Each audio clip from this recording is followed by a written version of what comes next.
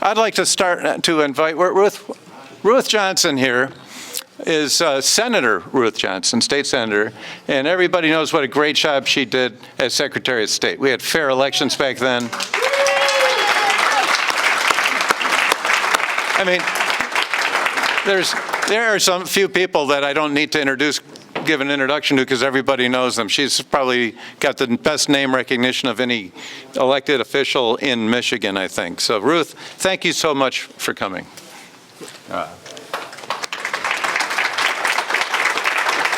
You have to talk closely into it. Okie dokie. Thank you. And first of all, I want to thank each of you for being here. Thank you for caring enough to take your time to be here. Thanks for getting the facts so that you know what to do and how to do it. You know how many people are sitting at home in their Barco lounge or on their TV grumbling? Most. So 1% of 1% get involved like you have. So you should give yourself a round of applause for being that 1% of 1%. So I've got a lot to talk about. I'll go fast. Can you hear me okay? Okay, that's great. I want to thank each of you. I would like to know how many of you have worked in some way on an election, whether it's a canvasser or some way. That's fabulous. You guys are patriots. Thank you for doing that. Leaving Secretary of State was one of my hardest jobs to ever leave. Not because I didn't get accomplished what I wanted to mostly, but because who took my place? And what she's done. And I tell people, did you know that she actually speaks 2 languages? She didn't put that in her book that was published in England that specializes in publishing books that you pay for that made her an expert. But yes, she speaks 2 languages. One of them is fiction.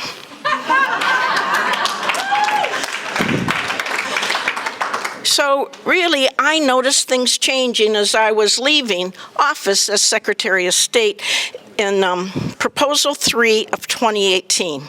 That was the first of the ultra-left's constitutional amendments, which I opposed, and that is what began to erode election integrity, security, and transparency in our state.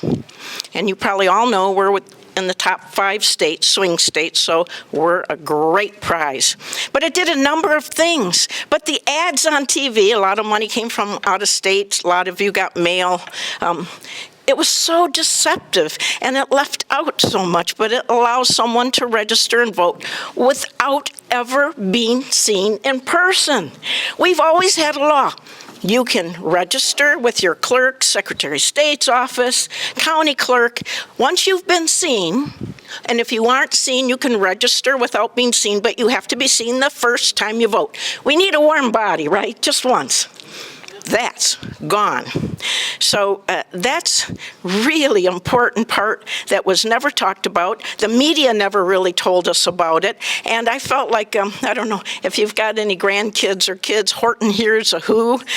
We're in Whoville, the Republicans half the time, because the media's, somebody's read it, Susie, I think's her name, it was yelling, we're here, we're here.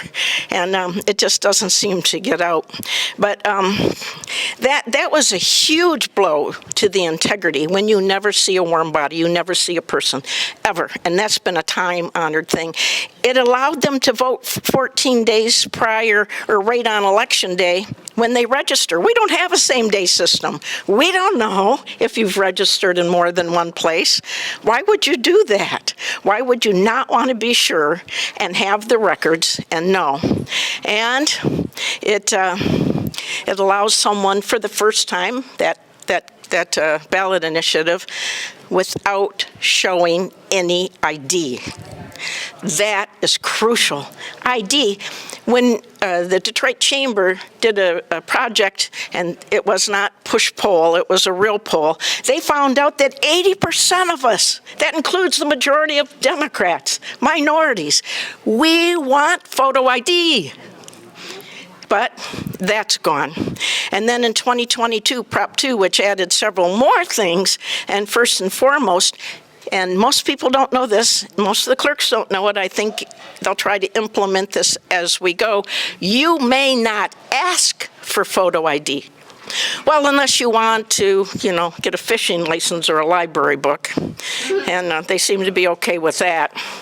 And the advertisements that went on, the mailings, primetime TV. There was that guy, if you remember, and each part of the state had a different ad, but this part, Southeast Michigan, was just so believable looking dad out on a playground, and he said, you need to vote for this. It will enshrine voter ID into our Constitution. But he didn't tell you through those thousands of words it said, or none. None at all.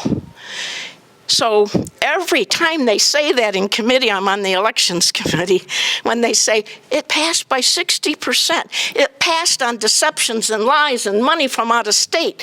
It didn't really pass.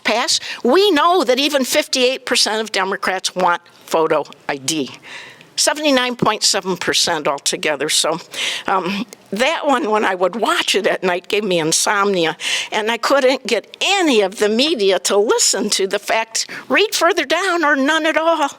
Matter of fact, you can't even ask for it now. So it also, Proposal 2 of 2022 gave us early voting, which is not inherently bad, but it's the procedures that to ensure security of the process, and then we'll talk about that in a minute, that has been stripped out. Proposal 2 also requires accepting overseas ballots postmarked by Election Day, even if they come in 6 days later. And Proposal 2 allows voters to fill out one absentee ballot application and receive ballots automatically in the future, all the future elections, even if they have not voted for 6 years. And I'm going to stop for a moment. I had Garrett that I work with at my office. I want to know, because every time I would ask in committee, how come we have 104% of the eligible electorate registered to vote? The Secretary of State said I was being mean because I kept asking as I was gavelled down. And but she can't answer that. But as of today, about 2 hours ago, 106% of the eligible electorate are registered in the state of Michigan. 106%. Yes, I'm not good at math, but I know that's bad. When I became Secretary of State, I took off 1.2 million people, 1 out of 6. Why? Most of them were dead. And I got a subscription with Social Security Administration, which the legislature was nice enough to put in place for me before I left. I tried to get some laws put in place to try to protect our state. But who would know they would do things like this? And you can't stop constitutional amendments when they're spending millions on deception, and we don't have anybody really telling us the truth at any rate at all. So So don't think that early voting's bad, because we need to do that, right, as Republicans. It's important. Vote when you can. Make sure you vote. But the problem is the checks and balances have been taken away. So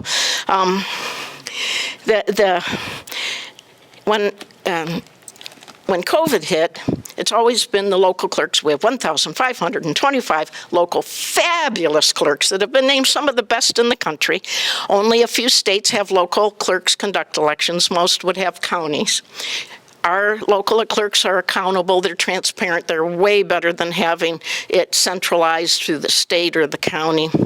But Benson sent out 800,000 invitations to vote, pre-filled out absentee ballot requests to people that were not qualified to vote. And then she told the clerks, you don't have to verify the signatures. And I can tell you, in the beginning, I ran against her and did beat her, 15 years ago, to serve that 8 years. But she said that comparing signatures is one of the most important things you can do. On Frank Beckman, she said, I'm going to get a computer system for all the clerks so it will compare the signatures. And then she gives them the order. And it says verify, just like I left for her in the book, verify, under that definition, but don't. don't verify signatures. Now, how can you not do that? You don't have photo ID. You have 106% as of today registered to vote, and don't compare signatures? How can this even be? Our elections are so important, win or lose, and I would rather lose any day than cheat. But that is not what I'm seeing in Lansing right now. The laws that have been made have taken away transparency, checks and balances. Some of them are wonky, some of them aren't. But we've had it stripped away from us little by little. The other thing that they're allowing, and Senator Jim is here, and he'll probably go into this more, but sometimes I feel like he's also in Whoville with me, but he is louder. But the fact is you can now, the clerk can allow certain people to come into the precinct. Right now it's 100 feet, right? You can give coffee, donuts, shake hands, but you will be able to go into the precincts and say, I could say, hi, I'm Ruth Johnson. I'm running for senator. Here's a hot dog. Moments before you walk into the voting booth. That doesn't protect integrity. That doesn't give people the right to privacy. That's not what's right for Michigan or any other place. So the 100-foot rule is gone. And every Democrat voted for it. Every single one. I doubt that they could explain to you why. They're told to, and they do. So I offered amendments to amendments. One is that you can't say your name because it's supposed to be 100 feet away. That went down bipartisan, and they defeated every amendment to try to even clean it up a teeny bit. And I'm pragmatic. I realize sometimes you're not going to get what you want. But this is just foundational things to our elections. So the bill repealed a 60-year-old law that gives bipartisan county boards of canvassers the ability to investigate fraud or other wrongdoing. And I was a county clerk for 6 years, Secretary of State for 8, and I never had one election I didn't have somebody cheat, right? I mean, it happens. There's some people that will, but they're in la-la land saying nobody's going to cheat. They wonder why I even want ID. Well, there's good reasons. So it strips away their ability to subpoena witnesses and evidence if they have probable cause that a violation has occurred. So by definition, these boards are bipartisan. You have 2 Republicans, 2 Democrats. Who's better to do it than a bipartisan board rather than somebody that runs under a Republican or Democrat? So we need more, and you deserve more transparency, not less. We need to ensure integrity in our elections. Saying we can't even look at what we think is fraud makes one of the worst bills I think I've ever seen since I've run for office. So that bill's been passed. And then the Secretary of State was set procedures for voting procedures without going through the rulemaking process. That simply lets you know what she's doing as citizens. You're a very important part. You should be the most important part. Listen to the citizens. She's taken that away. You will not know when she changes those administrative rules. And she got rid of what's called JCAR, which means it's a bipartisan group. So there's no safeguards really for fraud.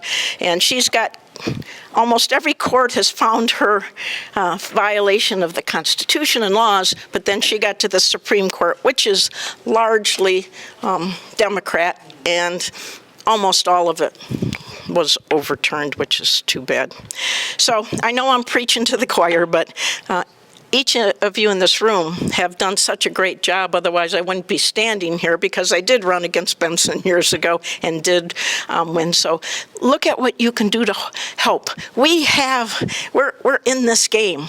People don't like what they're hearing from the other side. I guarantee you, some of them don't want to talk about it publicly, so I encourage you, and there's just a few things that you can do. One is I started a bill in 2014 before all of this became, nobody really cared back then, actually. I had gone to a military base, and I got it started so that the military would be able to vote over their highest level of computers that they do military secrets. She never bothered to put those portals in like she was told to by law. And so I did work with Candace Miller, who used to be the Secretary of State, and that was in 2014, and we haven't gotten the bill yet through Congress. We need help nationally. It's called HR 2566, and it merely says that if I move to Florida, I have to already surrender my driver's license. Each of you do. But you don't surrender your voter registration card. And they don't come off for 6 years. You should have to surrender your voter registration card at the time you change your domicile, your household, your driver's license. We need to work on that bill, and Lisa McLean has that now, so please help her in any way you can. We need a national effort. So finally, I do want to thank each of you that has sent Jim Runstead to the Senate. I'll tell you what, he does his homework. He's honest, he works hard, and he'll take on anybody. And you know what? Lansing, a lot of it's become pocketbooks and pleasures, but not for Jim. So thank you. I appreciate it.